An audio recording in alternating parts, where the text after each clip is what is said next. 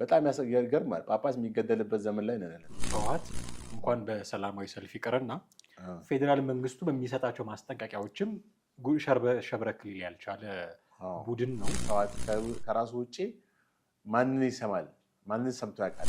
ጦርነት የሚከፈት ከሆነ ሌሎች ማዕቀቦችም ከውጭ መንግስታት የሚመጣ ከሆነ መላውን ኢትዮጵያ ሊያዳረስ የሚችል እንደውም ምስራቅ አፍሪካ ላይ የሚፈራ አይነት ጦርነት ነው ሊመጣ እያለ ብቻ ወጣቶች ያሉ በሚያስቡ ቦታ ሁሉ ወጣቶችን አፍሰው ለዚህ ግዳጅ ማሰልጠኛ ይወስደዋል።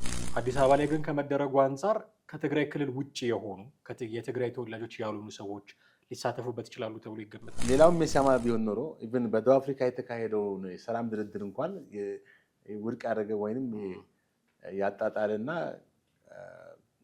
ተግባራዊነቱን ከጫውታ ውጭ ያደረገ ነው። የህወሓት ሰዎች ላይ እርምጃ እንዲወሰድ ፌዴራል መንግስቱን ይጠይቁ ነበረ።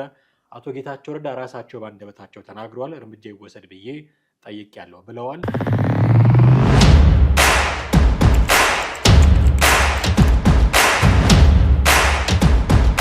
ሰላም ጤና ይስጥልን። እንዴት አላችሁ? ወደ ቤተሰቦቻችን ይህ ዘኢትዮጵያ ነው። ጥላሁን አክሊሉና አማሃ ደገፋ በወቅታዊ ፕሮግራማችን ወደ እናንተ መጥተናል።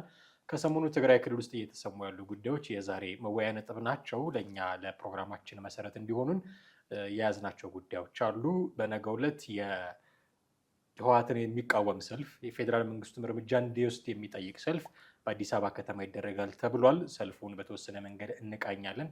ህወሓትም የተቃውሞ መግለጫ ጭምር ያወጣበት ሰልፍ ነው። አንድምታዎቹን እናነሳለን። ከዛ በተጨማሪ አንድ ሁለት ሊቃነ ጳጳሳት የመንበረ ሰላማ ተብለው ራሳቸውን ከኢትዮጵያ ሲኖዶስ የለዩ እና መቀመጫቸውን አክሱም ያደረጉ ሁለት ሊቃነ ጳጳሳት የግድያ ሙከራ ተደርጎባቸው እንደነበረ ይታወሳል። አሁን በቁም እስር ላይ እንደሚገኙም ደግሞ ተሰምቷል። ምንድን ነው ይሄ ነገር? ከጀርባው ምን አይነት ጉዳዮች አሉ? የሚሉትን አሁናዊ ጉዳዮች እያነሳን ቆይታ እናደርጋለን። እስከ ፕሮግራማችን ፍጻሜ ድረስ አብራችሁን ቆዩ። ሰላም ነኝ፣ እግዚአብሔር ይመስገን። ሰላም ነው አለን። ይሄ በትግራይ እየተካሄደ ያለውን የወታደራዊ ግዳጅ አፈሳ አስመልክቶ የተቃውሞ ሰልፍ ይደረጋል። ነገ ቅዳሜ በመስቀል አደባባይ ሊካሄድ እንደሆነ ነው የሰማነው። በሰላማዊ ሰልፉ የሚሳተፉት አካላት ወይ ደግሞ ሰልፉን ሲያዘጋጀው አካል ማን ነው የሚለውን በማንሳት እንጀምር። ሰልፉን እንግዲህ የሚያዘጋጀው የትግራይ ሰላምና ለውጥ ምክር ቤት የሚል ነው። ይህም ምክር ቤት በዋነኝነት በትግራይ ውስጥ የሚካሄደውን የወታደራዊ ግዳጅ አፈሳ በመቃወም ነው ሰላማዊ ሰልፉን ለማድረግ የተዘጋጀው። ይሄ ምክር ቤት የተለያዩ አካላትን ይዟል በውስጡ። ከነዚህም ውስጥ ከህወሓት የተለዩና ከህወሓትን በመቃወም ከፓርቲው የወጡትን ግለሰቦች እንዲሁም በትግራይ ውስጥ ያሉ የፖለቲካ ፓርቲዎችን አቅፎ ይዟል። ምሳሌ እንደነ ዲሞክራሲያዊ ስምረት ትግራይ ፓርቲ ወይም ስምረት የሚባለው፣ ወለዶ ትግራይ የሚባለው፣ እንደገና ደግሞ አረና ትግራይ ለዲሞክራሲ እና ለሉዓላዊነት ወይም አረና የሚባለው እና ሌላው ደግሞ ትንሳኤ ሰባ እንደርታ የሚባሉት ናቸው። እነዚህን ጨምሮ እንግዲህ እነዚህ ፓርቲዎች ናቸው። ሌሎቹ ደግሞ ከህወሓት ውስጥ አፈንግጠው የወጡ ወይም የተለዩና በተቃርኖ የተለዩ ግለሰቦች ናቸው። በዚህ በዋነኝነት የዚህ ምክር ቤቱ የተረጋጅ ሰላምና ለውጥ ምክር ቤቱ ተሳታፊዎች ማለት ነው። በእነዚህ ውስጥ እንግዲህ ብዙ ሰዎች ይኖራሉ። አዲስ አበባ ለምን የተመረጠበት ምክንያት ምንድን ነው? እንግዲህ መቀሌ ማድረግ አይቻልም፣ ትግራይ ውስጥ ይህን ማድረግ አይቻልም። ምክንያቱም በስልጣን ላይ ያለው ህወሓት እንደመሆኑ መጠን ያንን ማድረግ አይቻልም። ስለዚህ ከአጠቃላይ በአገሪቷ ካሉ ከተሞች በአብዛኛው የትግራይ ተወላጆች የሚገኙት በዚህ በአዲስ አበባ ስለሆነ ከዛ አንጻር ነው። አዲስ አበባ እንደገና ደግሞ የፌዴራል መንግስቱ ዋና መቀመጫም ነው። እንደገና ደግሞ የዓለም አቀፍ ተቋማት፣ ኤምባሲዎች፣ ኢንተርናሽናል ድርጅቶችም ዋና መቀመጫ በመሆኑ ድምፃቸውን ለማሰማት ነው። እንግዲህ በዚህ ሰላማዊ ሰልፍ እንግዲህ ብዙ የትግራይ ተወላጆች ይገኛሉ ተብሎ ይጠበቃል። ህወሓትን የሚቃወሙ ህወሓት አሁን እያካሄደ ያለውን የግዳጅ አፈሳ እንግዲህ ብዙ ወጣቶች ባለፈውን ፕሮግራም በዚህ ፕሮግራም ላይ ሰርተናል። በትግራይ ምን ያክል ከባድ የሆነ ያው ውትድርና ነው። እንግዲህ ምናልባት አንተ አታውቁት ትችላለህ። በደርግ ብሔራዊ ውትድርና በመብትና ግዴታ ነው ተብሎ በጣም ይስጠፍ ነበር። በየዓመቱ ስፔሻሊ ከ76 ዓመተ ምህረት መሰለኝ የጀመረው አንደኛ ዙር፣ ሁለተኛ ዙር እያለ ሶስተኛ ዙር። ደርግ እንግዲህ በኃይል ወጣቶችን ከየትምህርት ቤት ከየመዝናኛ ቦታዎች ከተለያዩ መንገድ ላይም እያፈሰ ወደ ጦር ማሰልጠኛ ይወስድ ነበረ። በወቅቱ ያው ጦርነት ላይ ስለነበረ ብዙ ወጣቶችን አፍሶ በዚህ መንገድ ለውትድርና ያሰለጥን ነበረ። አሁን ልክ እንደዛ ነው እያደረገ ያለው ማለት ነው ህወሓት። የትግራይ ወጣቶችን በትምህርት ቤት አሁን ትምህርት ቤት ኦልሬዲ ተዘግቷል ማለት ያው ተዘግቷል ስል ቀድሞ ነው የተዘጋው ከሌላው ኖርማሊ በኢትዮጵያ ውስጥ በሰኔ 30 ነው የሚዘጋው። እነሱ ግንቦት ውስጥ ነው የዘጉት ለዚህ ፐርፐዝ ለዚህ ዓላማ ሲሉ። እንደገና ደግሞ በመዝናኛ ቦታዎች ወጣቶች በሚሰበሰቡበት ቦታ ላይ ብቻ ወጣቶች ያሉ በሚያስቡ ቦታ ሁሉ ወጣቶችን አፍሰው ለዚህ ግዳጅ ማሰልጠኛ ወስደዋል እና ብዙ ወጣቶች በኃይል ተጭነው እንትን ብለዋል። ይህን ፍራቻም ብዙ የትግራይ ተወላጆች ከዛ ክልል ከትግራይ ክልል እየጠፉ ወደዚህ ወደ መሀል ሀገር እና ወደ ሌላ ወደ አማራ ክልል ምናምን እየጠፉ ሂደዋል እና ይሄ በጣም ከባድ ነው። እንግዲህ ይህን በመቃወም ነው ነገ ቅዳሜ ዕለት በመስቀል አደባባይ በጣም ትልቅ ትዕይንተ ህዝባዊ ተቃውሞ የሚያካሂዱት ማለት ነው። በቁጥር ምን ያክል ናቸው የሚለው እንግዲህ ለመተንበይ ባይቻልም በአጠቃላይ በትግራይ በአዲስ አበባ ውስጥ የሚኖሩ የትግራይ ተወላጆች እንዲሁም አንዳንድ ክልሎች የሚኖሩ ይሳተፋሉ ተብሎ ይጠበቃል። ከነሱ ውጭ ተሳታፊ ሊኖር አሁን ጉዳዩ የትግራይ ክልል ጉዳይ ብቻ ብሎ ማስቀመጥ አግባብ ነው ብዬ አላስብም። ምክንያቱም ኢምፓክቱ መላው ኢትዮጵያ ላይ ነው የሚሆነው። በዚህ የተነሳ ጦርነት የሚከፈት ከሆነ ሌሎች ማዕቀቦችም ከውጭ መንግስታት የሚመጣ ከሆነ መላውን ኢትዮጵያ ሊያዳርስ የሚችል እንደውም ምስራቅ አፍሪካ ላይ የሚፈራ አይነት ጦርነት ነው ሊመጣ እያለ ያለው እና ነገሩ የተጋሩዎች ብቻ አይደለም። ይሄ የተቃውሞ ሰልፍ አንተ እንዳልከኝ አስተባባሪዎችም እንደሚሉት የትግራይ ተወላጆች የሚሳተፉበት አፈሳ ይቁም የሚሉበት ነው። አዲስ አበባ ላይ ከመደረጉ አንጻር ያው መቀሌ ማድረግ በጣም አስቸጋሪ ነው የሚሆነው። አሁን ባለው ሁኔታ ከህወሓት ክልሉን እየመራበት ካለው ነባራዊ ሁኔታ አንጻር መቀሌ ላይ ማድረግ አስቸጋሪ ነው የሚሆነው። የመልእክቱን በተገቢው መንገድ ለማድረስ መቀሌ ቢደረግ የህዝቡንም ተሳትፎ ቁጥሩም ኢቨን ሊጨምር ይችል ነበር። ብዙ ነገሮች ግን እዛ ማድረግ የሚቻልባቸው ፕሮባቢሊቲ ኦልሞስት ዜሮ ነው። አዲስ አበባ ላይ ግን ከመደረጉ አንጻር ከትግራይ ክልል ውጭ የሆኑ የትግራይ ተወላጆች ያልሆኑ ሰዎች ሊሳተፉበት ይችላሉ ተብሎ ይገመታል። እንግዲህ አይመስለኝም። ማለት በአብዛኛው የትግራይ ተወላጆች ናቸው የሚሳተፉት። ምናልባት የተወሰኑ ሰዎች ፓርቲሲፔት ሊያደርጉ ይችላሉ ወይም ሊሳተፉ ይችላሉ እንጂ 90% የትግራይ ተወላጆች ናቸው የሚሳተፉት። አሁን የትግራይ ጉዳይ ቅድም እንዳልከው እንደ ሀገራዊ ጉዳይ መታየት ገሸሽ የተደረገ ነው።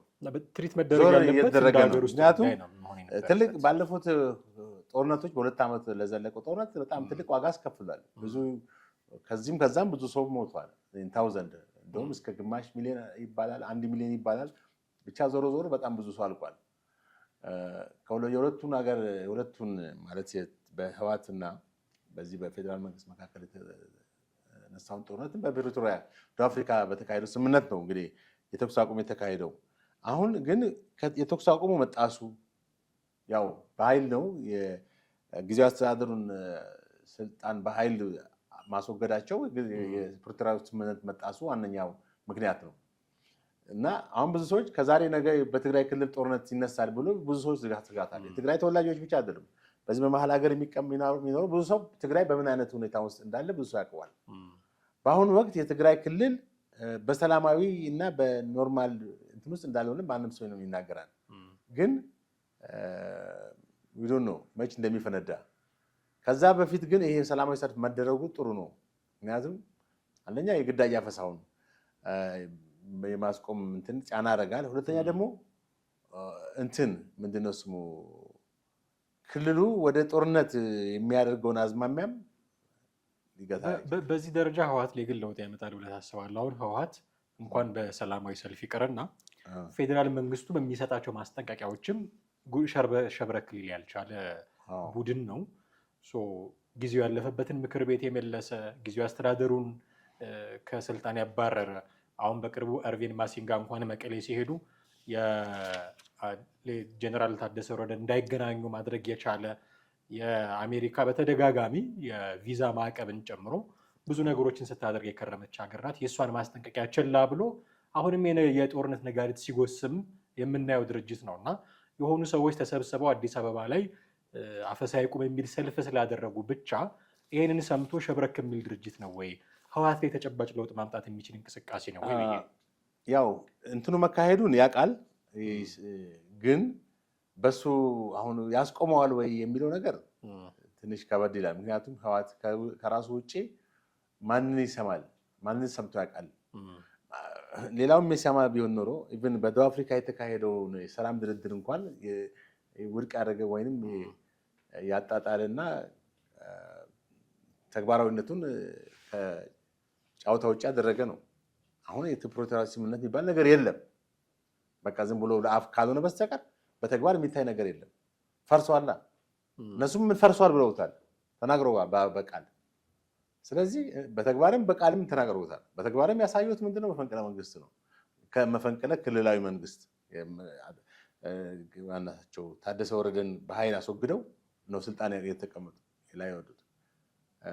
ስለዚህ ቲፒኤልኤፍ እንደዚህ አይነት ተቃውሞች እንደዚህ አይነት ጩኸቶችን ሰምቶ ኦኬ እሺ ብሎ ለቀረበበት ተቃውሞና ለደረሰበት ትችትና እንትን ተገዝቶ መለስ ብሎ ይላል ማለት ሞኝነት ነው። ምክንያቱም ከህወሓት ማንነት አንጻር ከህወሓት የቆየ ባክግራውንድ አንጻር ከራሱ ውጭ ማንን ሰምቶ ያውቃልና ነው።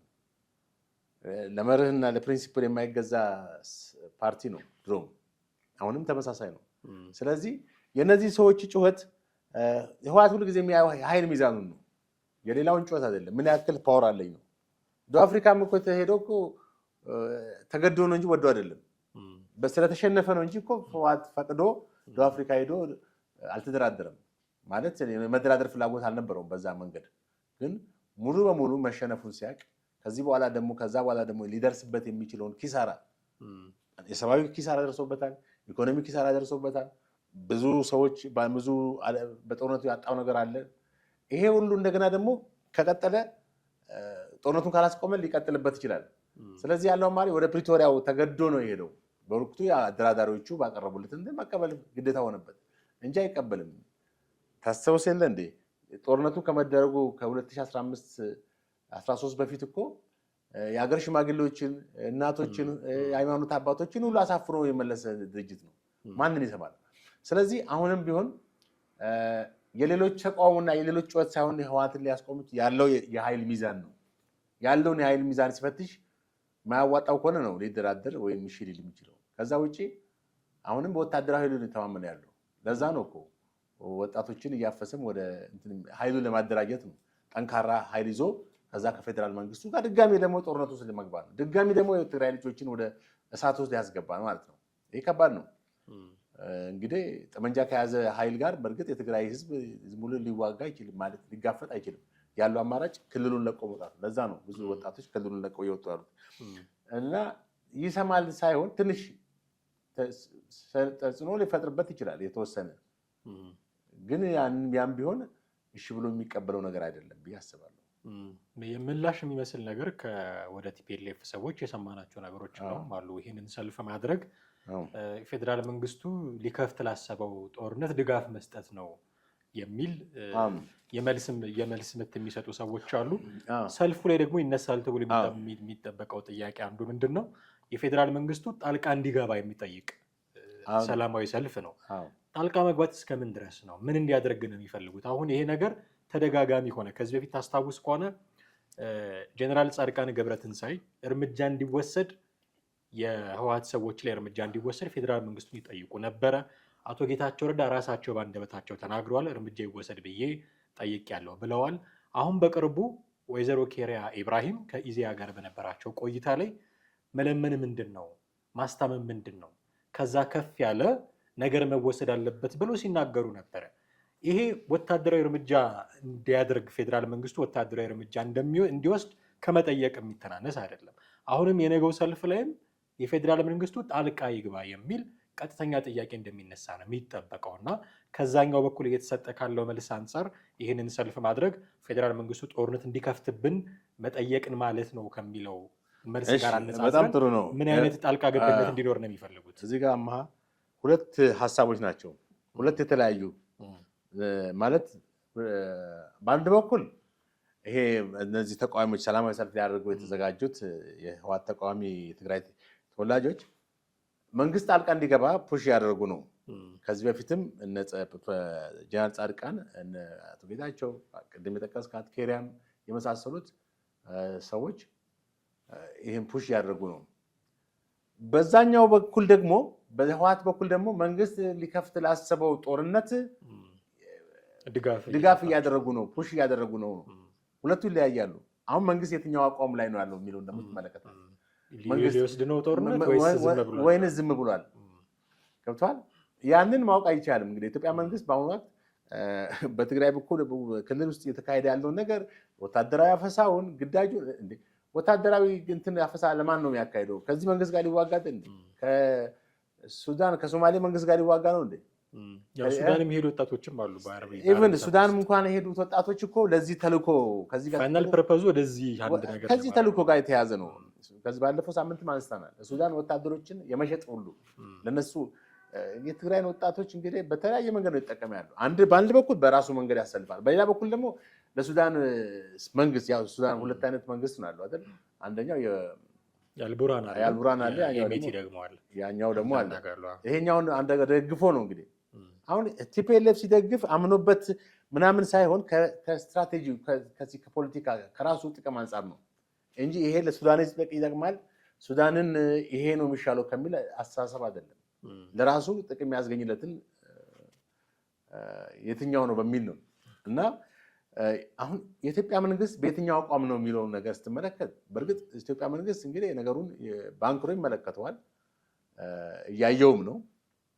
ኤቭሪቲንግ ያውቀዋል በትግራይ ክልል ያለውን ሁኔታ። እስካሁንም ያው ጦርነት ቢከፍት የሚያደርሰውን ኪሳራም ያውቀዋል። ምክንያቱም ባለፈው ጦርነት ምን ነው ያስከተለው? ምን ያክል ሰው ነው ያለቀው? መከላከያ ሰራዊትም አልቋል። በዛ በትግራይ በኩልም ብዙ ሰው አልቋል። በተለያዩ ክልሎች የተውጣጡ ሰራዊቶች ሁሉ ብዙ ሞተዋል። ቅድም እንዳልኩት ትክክለኛው አሃዝ አይታወቅም እንጂ በብዙ መቶ ሺዎች አልቀዋል። በዛ ላይ የወደመው ንብረትና ሀብት ቀላል አይደለም። ስለዚህ መንግስት አሁንም ወደዚህ ጦርነት ቢያገባ የሚያስከትለውን ሰብአዊና ቁሳዊ ውድመትን በማሰብ ይመስለኛል። ግን ይህንን አስበህ ደግሞ ከጦርነት አያስፈልግም ብለህ ልትቀመጥ አትችልም፣ ጠላት በደጃፍ እስኪመጣ ድረስ። የመጀመሪያ ዙር ያው ይታወቃል፣ እስከ ደብረ ብርሃን እዚያ አካባቢ ደርሰው ነበር። አሁንም ያንን መፍቀድ የለበትም መንግስት። ስለዚህ እነዚህ ኃይሎች ጦርነትን በቃ እንደ አማራጭ አድርገው ወስደውታል። ጦርነት ለሰላም ያላቸው እንትን በቃ ዘግተዋል። የፕሪቶሪያውን እንትን ሲዘጉ በቃ ሰላም እንደማይፈልጉ ነው በግልጽ የሚያሳዩት። ጭራሽ አሁን ደግሞ የብሔራዊ ውትድርና የግዳጅ ብሔራዊ ውትድርና እንትን ብለው የዘመቱ ወጣቶችን ወደዚህ ያሰባሰቡ ነው። ስለዚህ በመንግስት ምንድነው የትኛው አቋም ላይ የትግራይን ጉዳይ የራሱ ጉዳይ እዛው በፍርጥርጣቸው ብሎ ትቶታል ወይንስ እየተዘጋጀ ነው? ገብቷል? አሁን ለነዚህ ሰዎችም ግልጽ አይደለም ማለት ነው። ለነዚህ ጀነራል ጻድቃን መንግስትን ፑሽ የሚያደርጉት በዛ በኩል ደግሞ በህወሓት በኩል ደግሞ ምንድነው የተባለ ያለው? መንግስት እየተዘጋጀ ነው ሊወረን። አሁን አፋኝ ህግ አውጥተዋል። ምንም ውልፍት የማያደርግ ህግ። ይህ ህግ ማለት በጣም ከባድ ነው። በቃ ደርግ መጨረሻ ላይ እያንዳንዱ ሰው እድሜው ከ18 ዓመት በላይ ሆነ እንዲዘምት ያለው አይነት ነገር ነው። ትልቅ አፈና የነበረበት ታይም ነበር መጨረሻ ላይ እና በየቀኑ እያፈነ እና ለሞት ለስደት እያዳረጋቸው መሆኑን ነው እነዚህ ተቃዋሚዎቹ የተናገሩት። ስለዚህ ሂውማን ራይትስ እና የኢትዮጵያ ሰብአዊ መብት ኮሚሽንም ድርጊቱን ይህን ህጉን አፋኝ ህጉን አውግዘዋል። ነገር ግን የክልሉ የህወሓት ምክትል ሊቀመንበር ናቸው አቶ አማኑኤል አሰፋ ህጉ በህልውና አደጋ ውስጥ ያለን ህዝብ ለማዳን ከሚደረግ ትግል አንጻር ነው ብለው አስተባብለዋል። ቲፒኤልኤፍ እንደዚህ ነው ገድሎ አልገደልኩትም ለአንተ ህልውና ብዬ ወይም ወደ ሰማይ ቤት ወደ መንግስት ሰማያት እንዲገባ ብዬ ነው ሊል ይችላል። እና ምንም ነገር የሚያምን ድርጅት አይደለም። በምንም ነገር ለሚሰጥበት ለሚቀርብበት ክስ አንድም እንትን ሊያምን አይችልም። ይሄ ግዳጅ ወታደራዊ አፈሳ በግልጽ የታየ ያለ ጉዳይ ነው።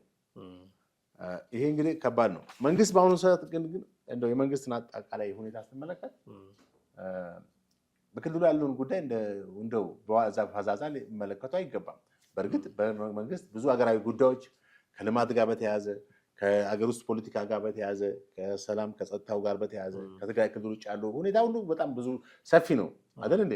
መንግስት የራሱ አመታዊ እንትኖች አሉት አይደል? በዚህ ዓመት ያፈስ እንደገና ደግሞ አሁን አገራዊ ምክክር የሚለው ደግሞ ትልቅ ሌላ አጀንዳ ሆኖ ቀርቧል።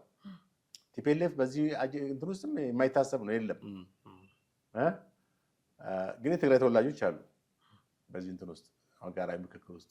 ምክንያቱም ትግራይም እንደ አንድ የምክክሩ እንትን ውስጥ ገብታ ባይፈቅድም ማለት ነው ህወሓት እዛ ሆኖ ባይፈቅድም ወይ ምክክር ኮሚሽኑን ከነጭራሽ ባይቀበለውም ያው አጀንዳው እዚህ የሚኖሩ የትግራይ ተወላጆችና ከትግራይም የመጡ እዚህ ያሉ አዲስ አበባ ውስጥ ነው የትግራይ አጀንዳዎች ባለፈው ለማሰባሰብ ሙከራ የተደረገው። እንትን አቀርቧቸዋል አይደለ? ከወራት በፊት አነጋግሯቸዋል። አጀንዳቸውን አስገብተዋል። እሱንም የሚቃወም አይደለም። የቲፒኤልኤፍ ነገር ግን አሁን ያነሳቸው ህጎች አፈሳው ምኑ ትግራይ ምንድን ነው ትግራይ ክልል ውስጥ ያለው ቁጥጥሩ በጣም ደግሞ የእጀ ረዥምነት የሚታይበት መሆኑን የምታየው አብረው ተስማምተው ከነሱ ጋር ሆነው መንበረ ሰላማ የሚባል አዲስ ሲኖዶስ ካቋቋሙ አባቶች ጋር እንኳን ሳይቀር አሁን ተቃርኖ ውስጥ መግባት መጀመሩ ነው። ባለፈው ሳምንት ሁለቱ ጳጳሳት ላይ የግድያ ሙከራ ተደርጎባቸው እንደነበረ መኖሪያ ያላቸው መንበረ ጵጵስና አላቸው አክሱም ከተማ ውስጥ ጽሕፈት ቤት መዛ አካባቢ ያላቸው እዛ በነበሩበት የመኝታ ክፍላቸው ጭምር እንደውም በጥይት እንደተመታ ብሎኬት እንደተሸረፈ እንደዚህ ዝርዝር መረጃ ሰጥተው ነበረ እና አንዱ የግድያ ሙከራ የተደረገባቸው አባት ይህንን ማብራሪያ ሰጥተው ነበረ። ቢቢሲ አማርኛ ላይ በስፋት ቀርቧል። እሱ ሊያነቡት ይችላሉ ተመልካቾቻችን። አሁን ደግሞ እነዚህ ሁለት አባቶች የቁም እስር ላይ እንዳሉ ነው መረጃዎች እየወጡ ያሉት። ታግተዋል ማለት ይቻላል። በሌላ አማርኛ የቁም እስር ላይ ነው ማለት ካሉበት ቦታ እንዳይንቀሳቀሱ እገታ ተደርጎባቸው እዛ እንዳሉ ነው መረጃዎች እያመለከቱ ያሉት። ለምን ሊታገቱ እንደቻሉ ግን ምላሾች ይኖሩ ይሆን? ትክክል። ያው እንግዲህ ትግራይ በራሱ እየተመራ ያለ መንግስት ክልላዊ መንግስት ነው። ምንም አይነት የፌዴራል መንግስትን ወይም በፌዴራል መንግስት ውስጥ ወጥቷል ማለት ይቻላል። ክልሉ አልተገነጠለም። በእርግጥ ኦፊሻላዊ በሆነ መንገድ አልተገነጠለም። ግን አክት እያደረገ ያለው እንደተገነጠለ አንድ ራሱን አውቶኖሚ እንዳወጀ መንግስት ክልላዊ መንግስት ነው። ወይም እንደ ሶማሌላንድ እንደ ትግራይ ክልል ሳይሆን እንደ ሀገረ ትግራይ ሶማሌላንድ የምትባለው ሀገር አለች አይደል? በሶማሌ መንግስት እውቅና የላትም። በስንት ሀገር ነው ራሷ እውቅና ሰጥታ 30 ምናምን ዓመት ትኖራለች።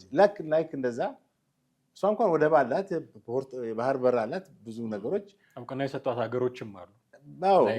እስራኤልም እውቅና ሰጥታታለች። ሌላም አረብ ሀገሮች እኛም ድክ ስንል ነበር። እኛ አረብ ሀገርም ሰጥቶታል። ኢሚሬት ነው ወይም ኳታር ከሁለት አንዱ ሰጥቶታል። ኤኒዌይስ ይሄ ትግራይ ሁኔታ ስትመለከት በዛ ሁኔታ ነው ያለው። በቃ በራሳቸውም ህገ መንግስትና በራሳቸው የሚመሩ ሰዎች ናቸው። ትተውታል ኢትዮጵያ ያለውን ህገ መንግስት። ስለዚህ ማንኛውም ነገር የሚያካሂዱት ከራሳቸው ህግና ስርዓት አንጻር ነው ማለት ነው። አሁን እነዚህ ሁለት ጳጳሶች እንግዲህ በጣም ትላልቅ ጳጳሶች ናቸው። የኢትዮጵያ ኦርቶዶክስ ተዋሕዶ ቤተክርስቲያን ከዓመታት በፊት ሲኖዶሱ የትግራይ ሲኖዶስ ተነጥሏል። ራሱ ምንድነው የሚባለው? መንበረ ሰላማ ከሳቴ ብርሃን ላይ ቤተ ክህነት በሚል ነው እንግዲህ መንበረ ሰላማ የሚል አዲስ ራሱን የቻለ በኦሮሚያ እኮ ኮንፍሊክት ተነስቶ እንኳን ኦሮሚያም አልተገነጠለም። እነሱ መንበረ ጴጥሮስ ብሎ ነበር ሊያቋቁመው የነበረው። ኤኒዌይስ ተዋህደዋል ተመልሶ። ግን ትግራይ ኦልሬዲ ተገንጥሏል ማለት ይቻላል። በጣም ይገርመኛል እኮ አንዳንድ ስታስበው አሁን የሲኖዶስ አለ ዋናው ሲኖዶስ። ስለዚህ በትግራይ ጉዳይ አይመለከተውም ማለት ነው። ትግራይ የፈለገ ነገር ቢከሰት ምንም ነገር አያገባውም። እንደ ጎረቤት ሀገር ላይ የሚያናግረው ማለት ነው። እንግዲህ እንደዚህ ደረጃ ላይ ያለ ነው። ያው ሃይማኖት ውስጥ ፖለቲካ ሲገባ ፖለቲካ ውስጥ እሱ ሌላ ጉዳይ ነው። እንዲህ ነው የሚሆነው። አሁን እኮ የተጣሉት ሃይማኖትና ፖለቲካ አይደለም፣ ሃይማኖትና ሃይማኖት ነው። ያውም እኮ ቆይ ተመልከት፣ ሃይማኖትና ሃይማኖት ኦርቶዶክስና ኦርቶዶክስ ነው የተጋጨው፣ ያውም በሲኖዶስ ደረጃ። ይሄንን ክፍፍል ያመጣው የአስተምሮ ልዩነት አይደለም፣ የስርዓት የቀኖና ልዩነት አይደለም፣ የጦርነቱ ጉዳይ ነው። የፖለቲከኞች ጉዳይ የዛሬ 3 ዓመት 4 ዓመት በፊት በተካሄደው ጦርነት ቤተክርስቲያን ሲኖዶስ እንዴት አላወገዘም የሚል አላወገዘም፣ እንዴት ዝም አላችሁ? እነሱስ ጥቅምት 23 የሃይማኖት ልዩነት አይደለም። እነሱስ ጥቅምት 23 የሰሜን ሲጨፈጨፍ በወያኔ ሲጨፈጨፍ ለምን አላወገዙ?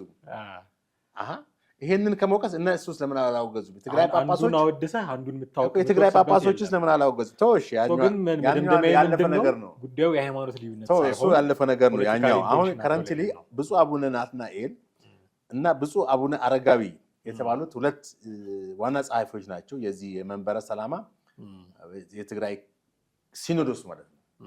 የኢትዮጵያ ሲኖዶስ ለብቻው ነው። የትግራይ ሲኖዶስ 2 ጳጳሶች ናቸው የታገቱት። መጀመሪያ እንግዲህ ከሰኔ 30 ጀምሮ ነው መሰለኝ ይሄ ችግር የተፈጠረው፣ በሰኔ ውስጥ ነው። ቤታቸው በጣም ተኩስ ተካሂዶባቸዋል። በተለይ አቡነ አረጋዊ የሚባሉት ቤታቸው እንትኑ ሁሉ ተንዷል። ብሎኬቱ ተንዶ መኝታ ክፍላቸው ላይ ሁሉ እንትን ብሏል። በቃ ታርጌት ተደርገዋል ማለት ነው ሊገደሉ። በጣም ያስገርማል። ጳጳስ የሚገደልበት ዘመን ላይ ነው ያለው።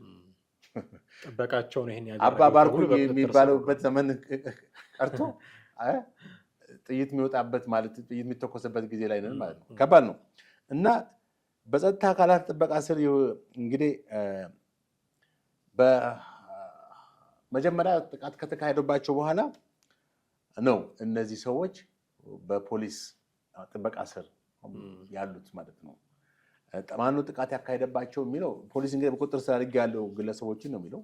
ጥበቃቸውን በቁጥጥር ስር እንደዋለው ይነገራል። አዎ ጥበቃቸውን እዛ ቤት ውስጥ የነበረውን ዘበኛቸውን በቁጥጥር ስር ከዚህ ጀርባ ተጠያቂ ነው። እሱ እኮ ያው ወደ ላይ ተኮስኩ ነው የሚለው እንግዲህ ሲናገር እንደዛ ነው ያለው። ፖሊስ ግን እሱ ነው ይሄንን ያቀናበረው በሚል በቁጥጥር ስር እንደዋለው ነው የሚነገረው። ግን እሱ መግደል ሙከራ ተደረገባቸው የሚለው ዜና ላይ ነበር እሱን ያየነው። አሁን ግን ጉዳዩ ከዛ አልፎ ታግተዋል የሚል ነው እና የኢትዮጵያ ኦርቶዶክስ ተዋሕዶ ቤተክርስቲያን ሲኖዶስ እስካሁን ግን ምንም ያለው ነገር የለም። ጎረቤት ሀገር እኮ ነው፣ ምን ይሰጣል? የጎረቤት ሀገር ጳጳስ ነው። ጎረቤት ቢሆን መቼም ከዚህ ጎረቤት ሀገር አብረው ሲሰሩ የነበሩ ናቸው። አብረው ሲያስተምሩ በቃ እኮ ተገንጥሎ ምንም እኮ መዋቅሩም የለም እኮ መረጃውም የሌለው ነገር እኮ ነው። መረጃም እኮ የለም። አትሊስት እንደ ድሮ ቢሆን ኖሮ ለሪፖርት ይደረግ ነበር። ሪፖርት አይደረግማ። መረጃው የላትም ይመስለኛል። አሁን ያው መዋቅሩን የጠበቀ መረጃ የለም ነው እንጂ በወሬ ደረጃ ይሰማታል። አውግዘናል ሊሉ ይችላሉ። እንደው አባቶች እንዲህ የሚደረጉበት ጊዜ መምጣት የለበትም ብለው አውግዘናል ሊሉ ይችላሉ። ግን ያንን ለማለት ያ ኩርፊያው መነሳት አለበት። እነዛ ኮምፕሊትሊ ተቃውሞ ነው የወዱት። አንዳንድ ጊዜ ያው አባታዊነት ወይም ሃይማኖታዊ አባትነት እንዳለ ነው። ከሃይማኖት አንፃር ይቅር ባይነት እና መቻቻል የአንድ ሃይማኖት ዋነኛ መገለጫ ነው አይደል እንዴ? እንደዚህ በድልህኛልና የራስ ጉዳይ ስራ ያውጣ የሚባል ነገር አይደለም። ያዝናሉ፣ ፊል ያደርጋሉ እዚህ ያሉ ጳጳሶች። ምክንያቱም እዚህ እኮ ትግራይ ጳጳሶች ሞልተዋል እኮ። ፓትሪያርኩ ራሳቸው ከፓትሪያርኩ ውጭ ማለት ነው። ፓትሪያርኩ ዋናው እዛው ላይ ናቸው። ከፓትሪያርኩ ውጭ ብዙ ቤተ ክህነት ውስጥ በጣም ብዙ የጳጳሶችም አሉ፣ ሌሎች ካህናትም አሉ። ስለዚህ ፊልም አድረጋቸው አይቀርም ማለት ነው። እና ግን መግለጫ ለማውጣት በጣም አስቸጋሪ ነው ማለት ነው። ምክንያቱም ያ 2 ዓመት ሞላዋል ተገንጥሎ ከሄደ እንደዛ አካባቢ እንግዲህ ተገንጥሎ ነው የሄደ። ያውም በኖርማል አይደለም፣ ያውም በኩርፊያ፣ ያውም ስርዓት በማይፈቅድበት መንገድ፣ ያውም ኢትዮጵያ ትግራይ ክልል ሳይገነጠል ብቻውን የተገነጠለ ቸርች ማለት ነው። በየትኛውም ዓለም እኮ እንደዚህ አይነት ነገር ያለ አይመስለኝም። ዓለም ላይ ቢታሰስ እንደው ሰርች ብናደርግ ጎግል ብናደርግ ብርቅዬ ነው የሚሆነው። ይሄ ብቸኛው የኢትዮጵያ ቸርች የትግራይ ክልል ቸርች ከዋናው ቸርች ተገንጥሎ ተብሎ ኖርማሊ ሀገር ውስጥ እንደው አስታመን ይዘነው እንደምንም አቆይተነው ነው እንጂ ውጭ እኮ የትግራይ ኦርቶዶክስ ተዋሕዶ ቤተክርስቲያን ምናምን በሚል ውጭ ያለው ብሔርተኝነት በጣም እሱ ነው ተመልከት። አሁን እኮ በሌላው ቸርች መገንጠል መለያየት የተለመደ ነው። በኢቫንጀሊካል በፕሮቴስታንት አይምልህ የኢትዮጵያ ኦርቶዶክስ ቤተክርስቲያን አካል ሆነው ውጭ ያሉት ሰዎች የራሳቸው ቤተክርስቲያን እሱ ነው አሁን ችግሩ። እንደዚህ አይነት ነገሮች የሆነ ክልል ሰዎች የሚሄዱበት ቤተክርስቲያን ምናምን ያቋቁሙ። እነዚህ ግለሰቦች ግን ያው ግድያ ሙከራ ነው የተካሄደባቸው፣ ተርፈዋል። በአጋጣሚ በተለይ አቡነ አረጋዊ ቤታቸው ቅድም ግማሽ ብሎኬት ተገንጥሎ ወድቆ ነበረ። አሁን በፖሊስ ተይዘው እንትን አሉ። ከፖሊስ ተይዘው ከቆዩ በኋላ ደግሞ 300 ሺህ ምናምን ለማስለቀቅ ማይንዱ ክልል ውስጥ የሚካሄደውን አንድ ጳጳስን በዋስትና መብት ለማስለቀቅ 300 ሺህ ብር ተከፍሎ ሄደዋል። አሁን ያሉበት ቦታ ላይ ደግሞ መግባት አይቻልም። ከነሱ ጋር ኮሚኒኬት ማድረግ አይቻልም። ስልካቸውን በእጃቸው ላይ የለም። የቁም እስር ላይ ናቸው ማለት ነው። ገብተዋል። ከእስር ቤት ቢወጡም አሁን ቁም እስር ላይ ናቸው ያሉት። ምናልባት እዛው የአቡነ ሰላማ ከሳቴ ብርሃን የሚባለው ጽሕፈት ቤት አካባቢ ባለው መኖሪያ ቤታቸው አካባቢ ነው ያሉት፣ ግን በፖሊስ ቁጥጥር ስር ናቸው። እንግዲህ እነዚህ ሰዎችን ሊያሳስራቸው የቻለው ይህን መጀመሪያ ግድያ የሚሞከርባቸው የቻለው ለምንድን ነው? ሊያሳስራቸው የቻለው ለምንድን ነው የሚለውን ነገር ስታነሳ አቡነ ናትናኤል መሰሉኝ የተናገሩት ነገር አለ። እነዚህ የአብነት ተማሪዎችን መንግስት የትግራይ ክልላዊ መንግስቱ በግዳጅ እያፈሰ ለማሰልጠኛ ይወስድ ነበር። ከቤተክርስቲያን ላይ እጃችሁን አንሱ፣ የምታደርጉት ነገር ሁሉ ስህተት ነውና ምናምን አይነት ነገር የሚል ተግሳጽ እንትን አለ። ከዛ በኋላ እንትን እየተቃወማችሁ በሚል በቃል በቃል ማለት ነው አዲሱን ህግ ትግሉን እየተቃወማችሁ ነው። ልክ ደርግ አብዮቱን እየተቃወማችሁ ነው ብሎ እርምጃ እንደወሰደባቸው የቤተክርስቲያን ሰዎች ማለት ነው። ለምሳሌ ከማስታወሱ አቡነ ተክለ ሃይማኖት በጣም ተጽዕኖ ያደረግባቸው ነበር። ደርግም እሳቸው በረሃብ አድማ መሰለኝ የሞቱት አይደለ?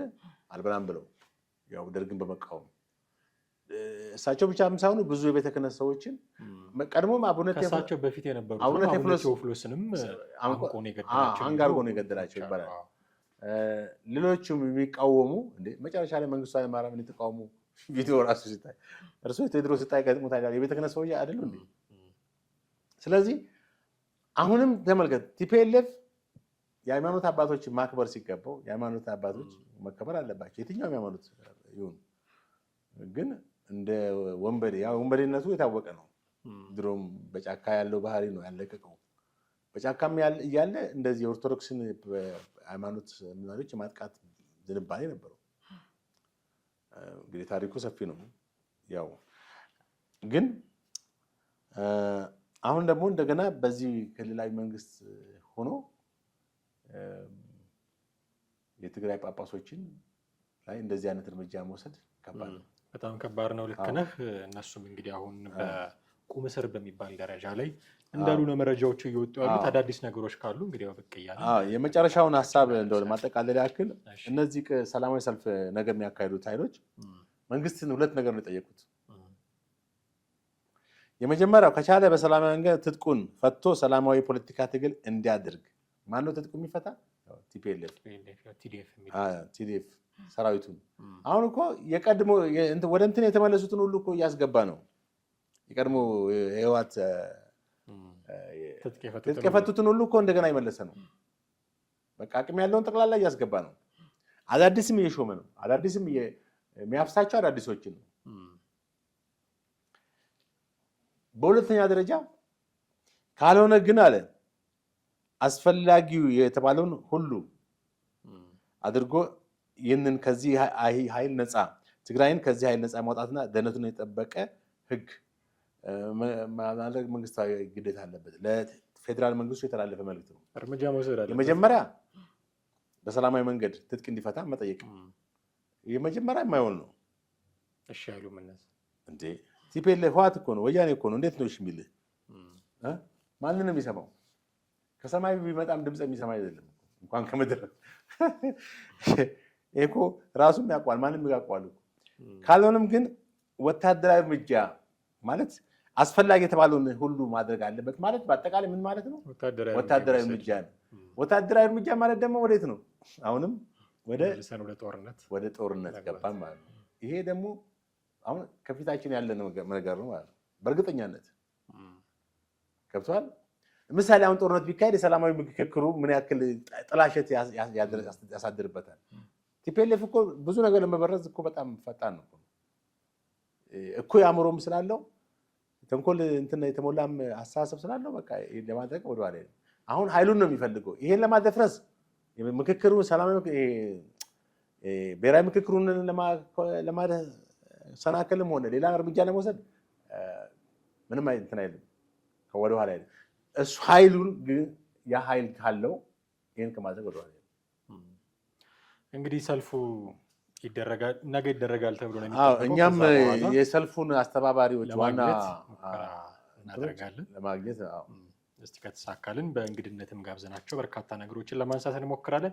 እጅግ አድርጌ አመሰግናለሁ ይንጥሌ።